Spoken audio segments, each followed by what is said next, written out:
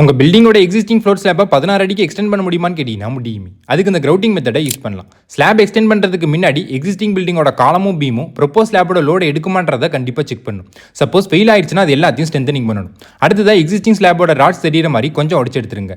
இப்போ ப்ரொப்போஸ் ஸ்லாப்போட லென்த்தில் 0.15 இல்லை எக்ஸிஸ்டிங் ஸ்லாப்ல இன்செர்ட் பண்ணும். இங்கே ஸ்லாப்ல 10 mm டயராட 8 inches ஒன்ஸ்க்கு கொடுத்துருக்கனால எக்ஸிஸ்டிங் ஸ்லாப்ல 12 mm ஹோல்ஸை 8 inches ஒன்ஸ்க்கு போடணும். எக்ஸிஸ்டிங் ஸ்லாப்புக்குள்ளே இந்த ராட்ஸ் எல்லாமே 150 mm டெப்த்துக்கு கண்டிப்பாக இருக்கணும். கிரவுட்டிங்கு ஃபிஷர் இல்லைனா ஹில்டியோட எபாக்சி இன்ஜெக்ஷன் மாற்றும், இல்லைனா இந்த லாக் ஃபிக்ஸேஸையும் யூஸ் பண்ணலாம். இப்போ இன்செர்ட் பண்ண ராட்ஸையும் ப்ரொப்போஸ் ஸ்லாப்போட ராட்ஸையும் ஸ்டிச் வெல்டிங் பண்ணணும்.